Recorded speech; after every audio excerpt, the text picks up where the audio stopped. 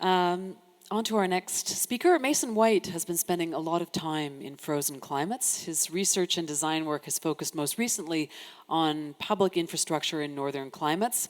He's conducted research in all the countries and regions that touch the Arctic region: Canada, Russia, Iceland, Norway, Greenland, and Alaska. He's the founding partner of the architectural practice Lateral Office and an associate professor at the Daniels faculty.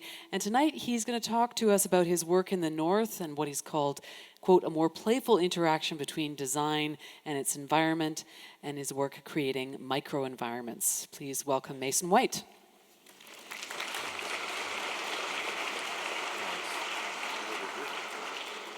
I'm going to mix things up and drift over to the south side of our convocation hall. Thanks very much, Nora.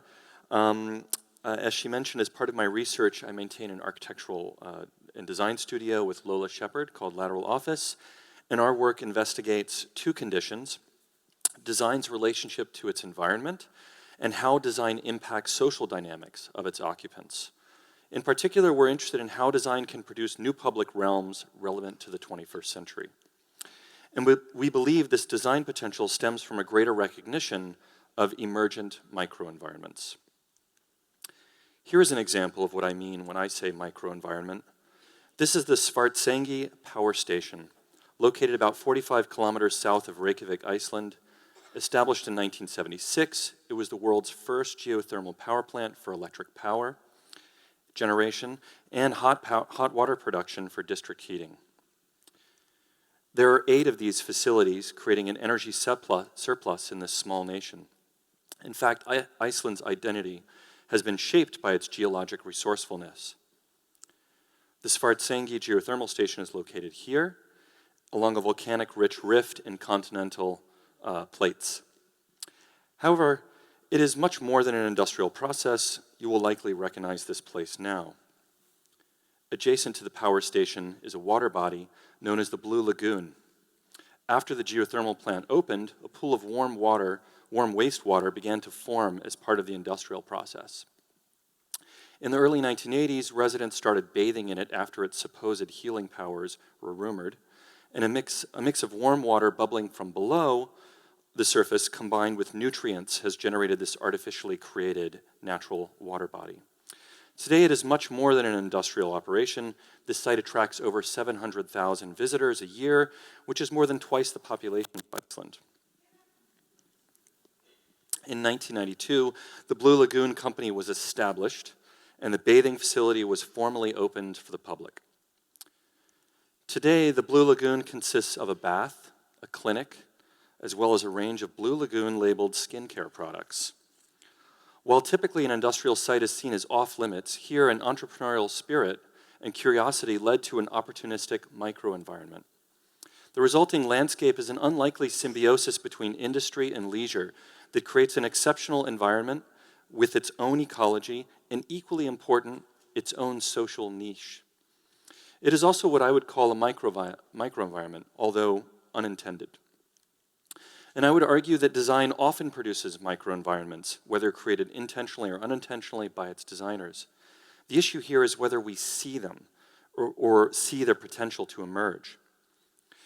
Think of the uneven heating or cooling in your home and how that influences your own inhabitation of it. Or think of the wind you encounter as you turn a corner in the city and how that informs the social inhabitation of the city. Microenvironments are all around us, often despite designers and planners' efforts to eradicate them. But again, can we recognize them, and how might we design for them? When acknowledged, I'd like to see microenvironments offering exciting entanglements between design and environment. Rather than seeing the environment as something to defend ourselves from, we might now see the environment as something to interact with more directly. So I would like to offer you 3 projects that explore an alternative approach to the environment. These 3 are attempts to strengthen design's relationship to its environment and acknowledge the social potential of the microenvironments it can generate. Since at Lateral Office we work in different ways towards this investigation, I'm going to show you a design proposal, a research book, and an interactive installation. In each project, I hope to reveal a powerful dynamic between a specific environment or place and a specific form of interaction, by its occupants. The first project observes the environment of the wilderness and invites a collaborative form of interaction by its occupants. It's called Making Camp, and it was our contribution to the 2015 Chicago Architecture Biennale. The project began with the historian Rainer Banham's observation on the campfire and the tent. The campfire offers two environmental conditions: the zone of radiant heat immediately around it, and the downwind trail of warmed air and smoke. These qualities directly affect how we orient ourselves relative to it. Equally, the tent offers protection from wind and rain and can retain internal heat. Even at a small, subtle scale, we can see these as microenvironments. However, our contemporary experience with camping seems to have lost sight of that. And too often the experience of camping tends to recreate a suburban assembly format. A considerable amount of research and innovation has been exerted upon the tent, introducing new materials, increased performance, and durability.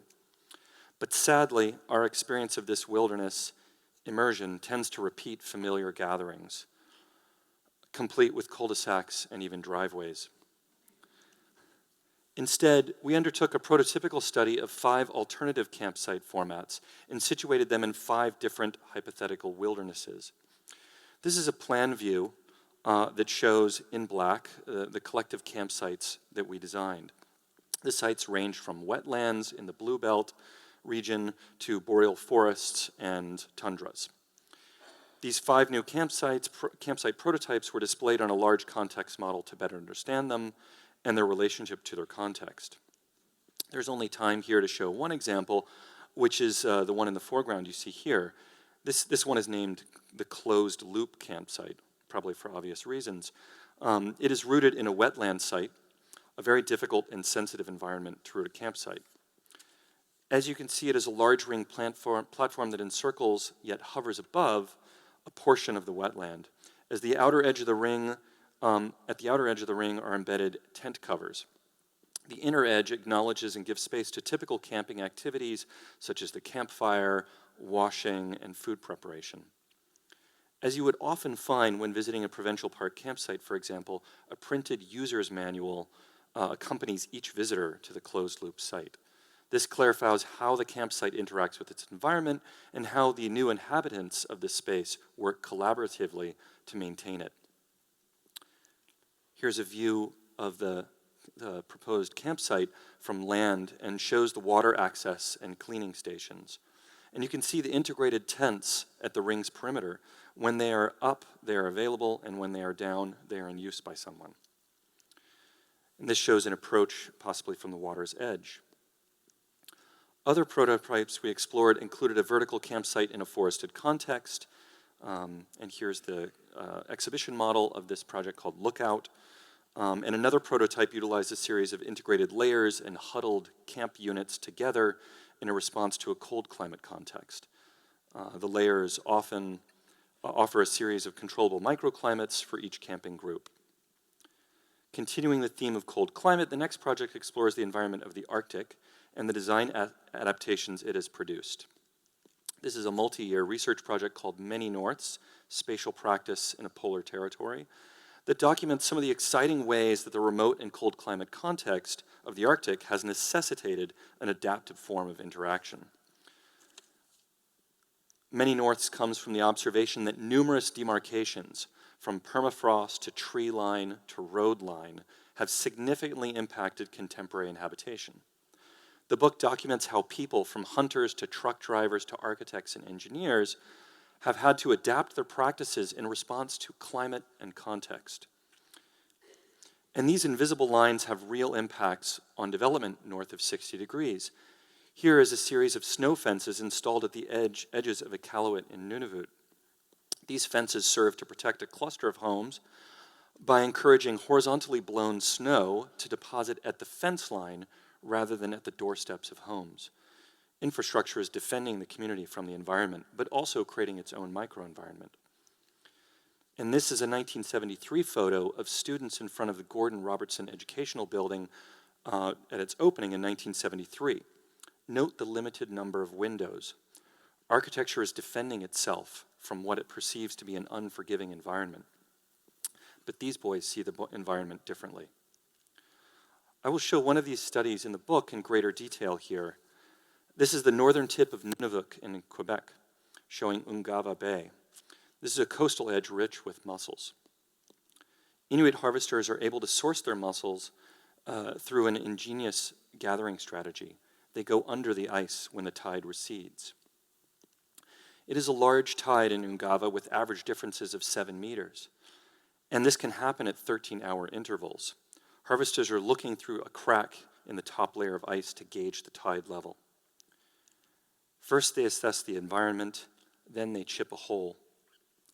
Then the kamotik they brought with them can be turned vertically and used as a ladder to descend under the ice. Once under the ice, they have to work quickly to collect mussels and then to resurface. Here's a grandfather in this temporary tidal ice cave with his grandson shadowing him. Just recently, the research has been published in this book, which includes these case studies as well as many others, interviews and essays about the spatial practices and adaptations in the Canadian North. The last project I want to show observes the environment of the city and invites a playful form of interaction by its occupants. The project is called Impulse and attempted to coax urban participation. It was a multidisciplinary team with a lighting designer, sound designed by Mitchell Akiyama, who presented earlier, and a fabricator based in Montreal. The installation is made up of a range of long seesaws that range from 7 to 10 meters in length that we placed in series to collectively form a dynamic landscape. They were installed as a set of 30 in early winter 2015 at the Place des Arts in Montreal. Each seesaw is balanced by a 2-point fulcrum so that it is parallel to the ground when it is at rest. And the handlebar doubles as support, but also as a locking mechanism. And once activated, the side that is down illuminates, and a small pool of tones is called upon to generate a sound. These alternate to produce a rhythm responsive to the speed of its occupants. The installation was specifically designed for winter, mostly as a counterpoint to the darker, colder season, as a way to foster urban gathering and encourage play when you might least expect it. As people interact with the work, patterns can emerge. Here is a series of seesaws at rest.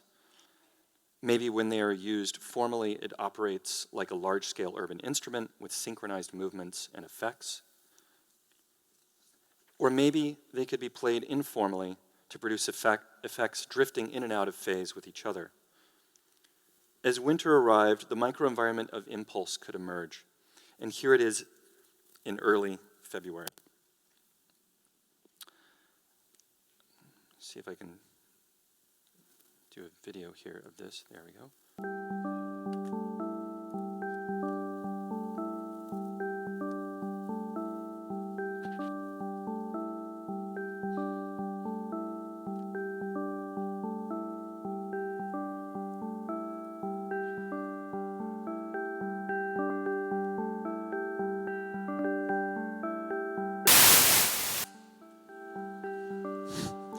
Technology.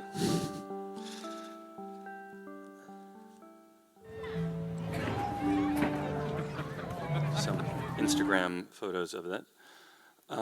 And so it's traveling quite a bit right now, and let me do this. I also double as an IT person up here. Traveling, and it's in Baltimore. This is a photo of it from Baltimore, Maryland.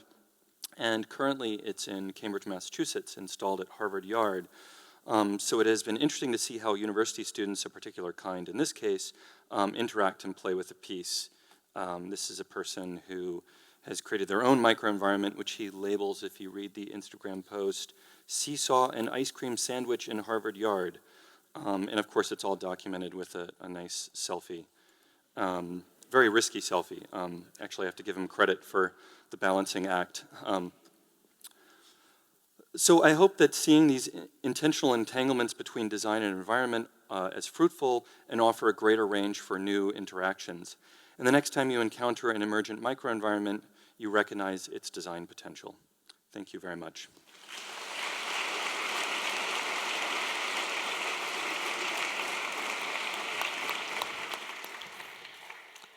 Thank you, Mason. I love that image of just entanglement of design and environment. Very evocative.